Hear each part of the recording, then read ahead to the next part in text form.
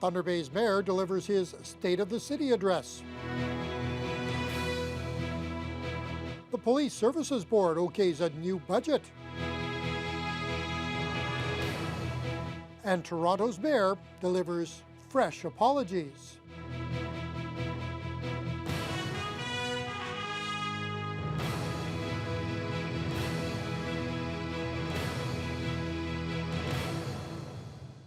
Good evening and thank you for being with us. The Ministry of Labour is investigating a mishap involving a worker at an abandoned Thunder Bay cardboard plant this afternoon. The incident occurred at about 2 o'clock at the former Smurfit Stone building on Lakeshore Drive, which is currently being demolished.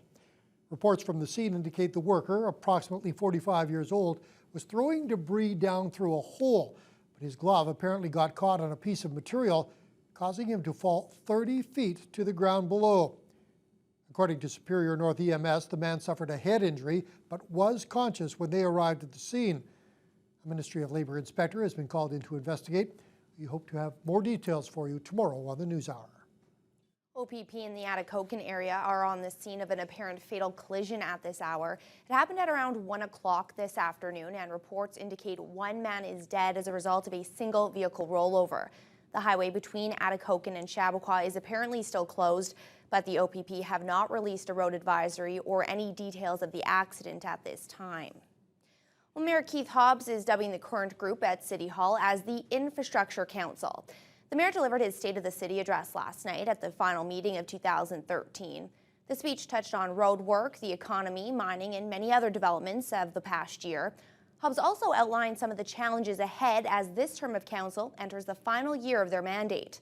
Dennis Ward has more. The final City Council meeting of the year kicked off in familiar fashion with a medley of holiday classics in celebration of the Christmas season. This year it was the Ogden Community School Choir, providing the entertainment and lead into the State of the City address.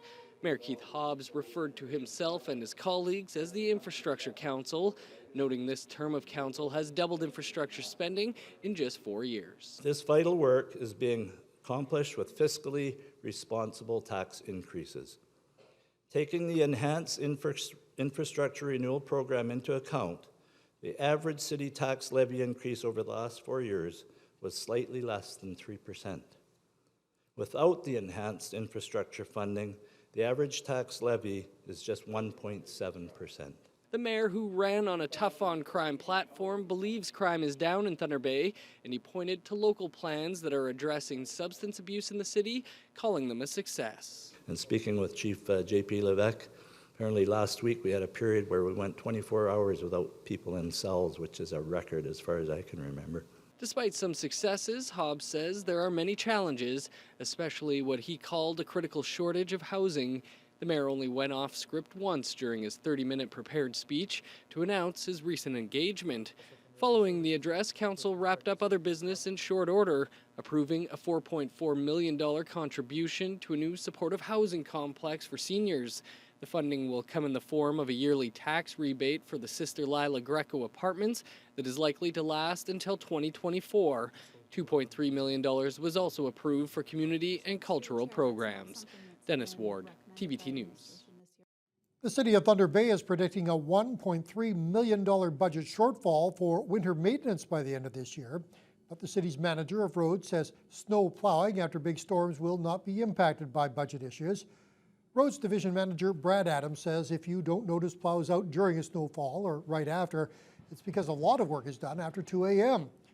Adams says the city follows set standards when it comes to snow removal from streets.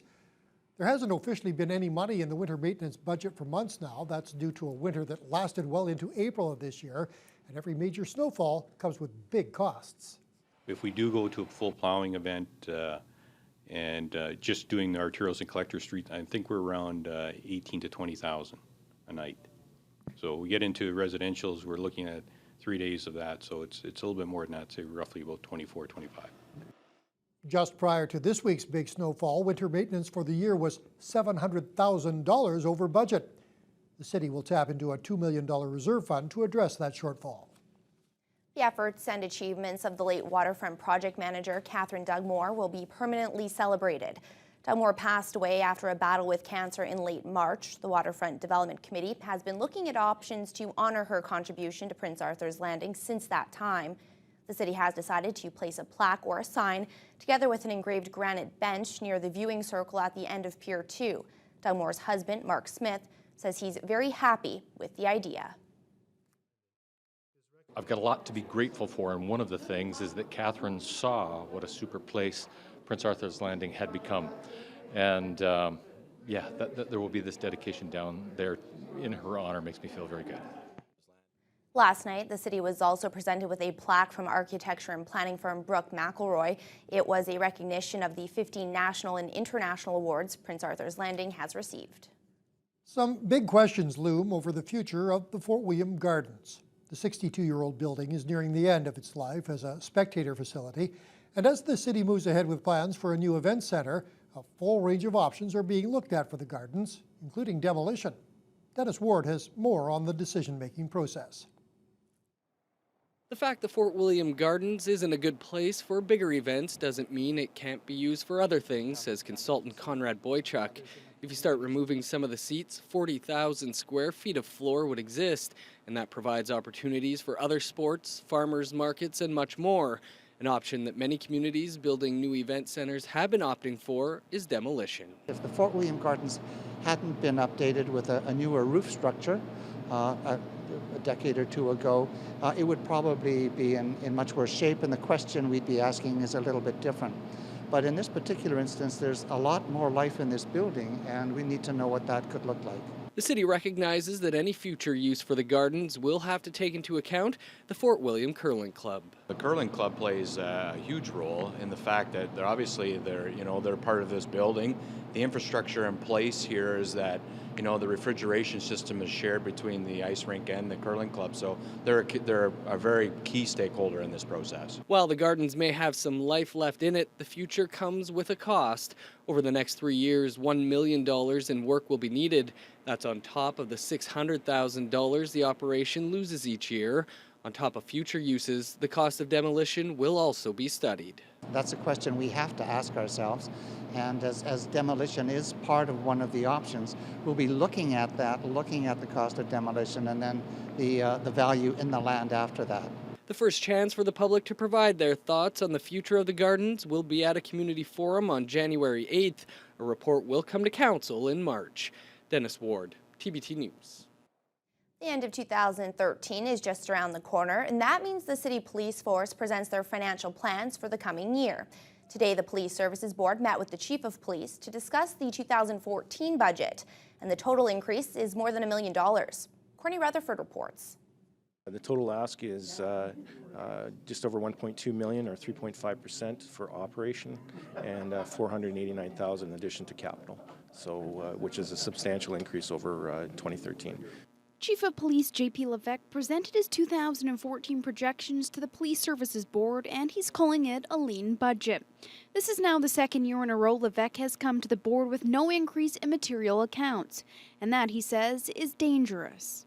There's some caution going into this, though. It's going to be it's going to be a tough year, trying to control that. We're going to have to be creative with things, probably have to delay some of the hiring and whatnot. We can't let that affect frontline services, though, so it'll be an interesting year, for sure. The proposed increase of 3.5% brings the 2014 net budget up to more than $36 million. The operating budget will see an increase of $1.2 million, with the majority of that due to a negotiated wage increase.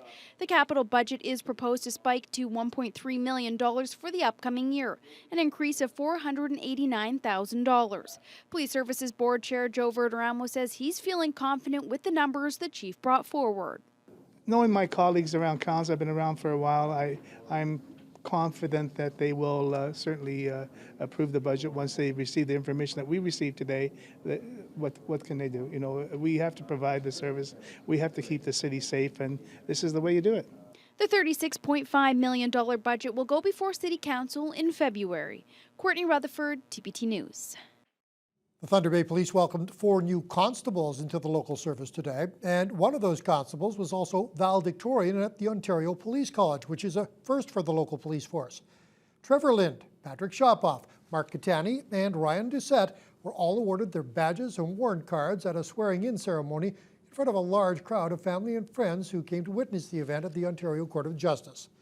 Catani was valedictorian at the OPC, and he had a few words on behalf of his new co-workers. Wanted to be done the training. We're happy to be finally going, but we're all very honored that we're going to be serving the people of the community here, because really that's what it's all about at the end of the day, is to serve and protect. And we're very excited. We're all starting within the next couple days, and we're just happy to get out there and help everybody out. The new constables will begin their work in the following weeks, and the local police service is always accepting applications. Fort Francis OPP have charged a man with drug trafficking after police intercepted a big parcel in the mail. A courier package containing more than 3 kilograms of marijuana was sent from British Columbia to a man in Emo earlier this month. Police confiscated the drugs, worth about $73,000. A 35-year-old man is in custody, and he will appear in court on January 13th. Ontario's health minister says the Harper government is balancing the federal budget on the backs of Ontario patients. Deb Matthews says Ottawa has betrayed Ontario by only giving a 3% increase in health care funding, despite promising 6%. Matthews says that means Ontario is out $300 million, while Alberta is getting a 38% increase. Ontario is the only province to receive less federal funding for 2014-15, for a total of $641 million in slashed transfer payments. The Christmas Cheer campaign has begun handing out hampers to Thunder Bay's less fortunate. This year's campaign has changed somewhat by focusing on families instead of seniors and singles. But organizers say all is running smoothly. There's enough food and toys to hand out to families, but monetary donations are still needed. Cheryl Holmes has more. Number 18. Well, organizers say seeing the smiling faces of families when they receive their hamper is what makes the Christmas Cheer campaign so worthwhile. For a lot of people, it's a very stressful time because they can't make ends meet. Not everybody is without a job. People are working 1 and 2 jobs, but they're all minimum wage jobs, and they don't have anything left over. They have to balance everything.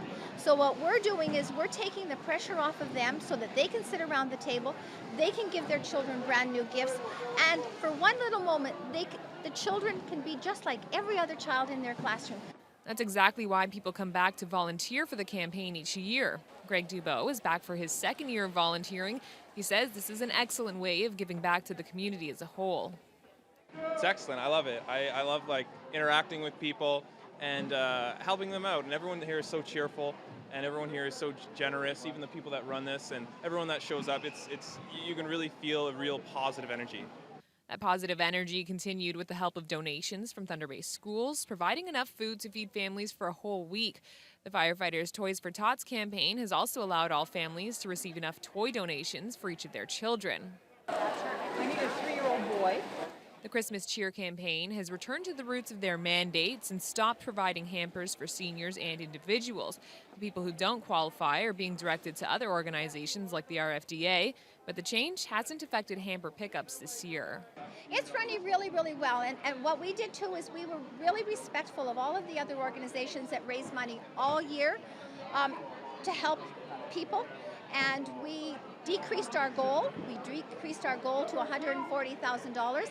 We figured with that we can pay for the turkeys and all the trimmings. There's no deadline for financial donations, which currently sit at around $70,000, halfway to the campaign's goal. By the end of the season, over 800 volunteers will have helped to feed and provide presents through this campaign for the families of 3,000 Thunder Bay children. Cheryl Holmes, TBT News. Elsewhere, the United Way is also calling on Thunder Bay residents to dig a little deeper into their pockets.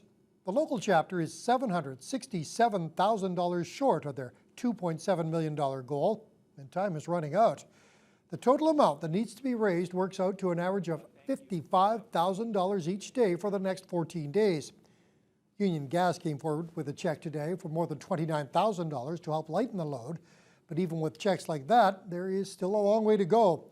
Campaign Chair Walter Flaza says thousands of local people are relying on the 64 programs and services funded by the United Way, and he's stressing the fact that only through the generosity of people in the community are they able to address those needs. It's really difficult to put your finger on it because it was described by someone as being sort of a death by 1,000 little cuts. And it's just no one single event or one single campaign that we can attribute it to. It's just been a very, very tough year. Anyone looking to donate can drop by the United Way office on Hewitson Street. Local elementary and high school students are helping keep the shelves full at the Thunder Bay Shelter House. Kids from St. Elizabeth's School spent the day collecting, buying, and donating food, while students from Churchill are singing for the cause. Phil Darlington has more. Last week, the students of St. Elizabeth brought in items to be sold on a yard sale. The result was more than $1,400 being raised. Today, they arrived in groups upon West Fort Foods. Each group has been assigned $125 to spend and purchase selected items for the shelter house. They're learning math skills, they're learning community skills, and they're learning how to work together as a group and then give it all back to the community. This has been a program that has been started 20 years ago by one of our colleagues. I think to be bringing the true meaning of what Christmas is all about and giving something more to the students. It's not just about receiving things, but giving as well. After they loaded up the trucks, the students headed over to the shelter house to donate the food and learn more about the charity they are donating to. It's a really good experience to come here and see how other people live, because sometimes we take for granted how much we actually have.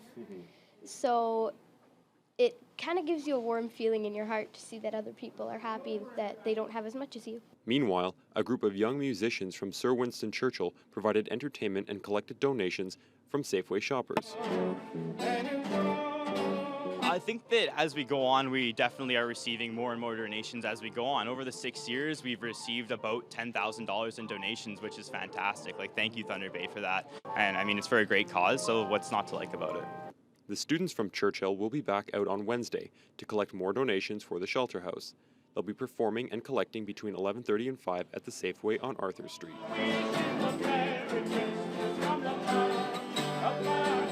Phil Darlington, TBT News.